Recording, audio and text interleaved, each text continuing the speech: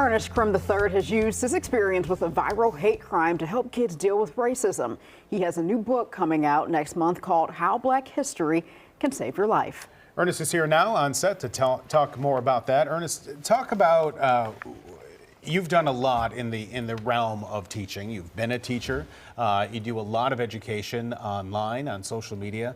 Talk about how this viral hate crime, what was it and how did it change you? Yeah, quite honestly, what happens as a black man, black person in America, oftentimes you're minding your business and these racial incidents just seem to find you. At the point in time that it happened, I had been teaching for about 6 years. My wife was an educator as well. July 30th of 2016, we were at an event called Margarita Fest. I'm at the South Shore Cultural Center, and towards the end of the event, we wanted to play with the beanbag game. We saw the game was open, so we tried to grab a beanbag that we thought the group next to us was finished using.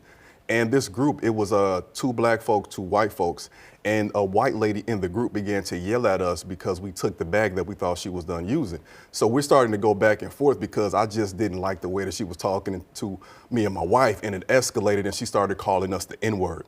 So at that point in time, we're at this event, there's loud music. A lot of people don't see what's going on because we're kind of isolated, and she's beginning to call the cops over as well as if they were going to protect her in that situation. And if anybody knows what was going on in 2016, there was a lot involving black men and police officers. And at that point in time, my senses are heightened. So I take out my phone because for me, that looks like it can be the only thing that can defend me in this situation. But I had no idea that it would escalate. She continues to call us the N-word. Her two black friends kind of converge to form a protective shield.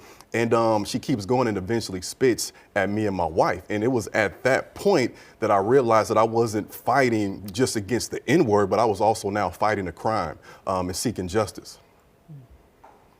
And how have you used that experience since then in 2016 to continue to teach young people, as well as not just black people, but white people and all folks? So for folks who follow me online, a lot of people don't realize that the impetus for me to even create content the way I do with such passion was that incident right there.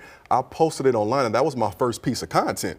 My first piece of content wasn't me just recording myself teaching black history. It was, can you help me get justice? And from that point, I started recording more videos to teach and then to advocate for justice, because for me, it's not enough just to give facts. I wanted to lead to something. And it became a thing where I started to use it as a foundation of a platform to be able to teach all people the merits of this history, because I began to realize that it wasn't just my kids who weren't learning the truth, it was all people regardless of background. Talk about how you have found social media, this niche, and how the algorithm can either harm you or help you understand the world in which we live. Oh, definitely. So I'll tell people, I have been creating content on Facebook and YouTube from 2016 till about 2021.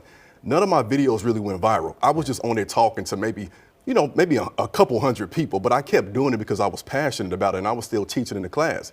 I got to think of my kids, because my students, I jumped on TikTok because they were always talking about TikTok. But for me, it was like, I'm not going to be on there dancing, but I had begun to see educators who were using it to be to teach about history. So I said, let me give it a shot. And in March of 2021, I posted a video about our great Chicagoan Ida B. Wells, and it went viral for me. It was 10,000 views. And TikTok at that point in time really loved my video, so I just kept recording black history videos, advocacy videos, and they were blowing up. And at that point in time, though, I had to begin to shift. So people kept posting my videos on Instagram and repurposing them, and that kind of helped my platform grow even more. All right, talk about the book quickly. Yeah, so my book, How Black History Can Save Your Life, teaches you how I was able to use this hate crime as a way to reflect on the ways in which black history and the pride I was taught by my parents, Ernest and Melody, throughout my life helped me persevere. It's going to give people the tools they need to be aware of the systems that impact us and how they can advocate and fight through them. All right. Ernest Crim III, thank you so much. I always appreciate you coming on the show. Thanks for having me. Thank you so much for being here this morning. All right, well, you can pre-order a copy of Ernest's book, How Black History Can Save Your Life, on his website, ernestcrim.com. You can also check him out on social media.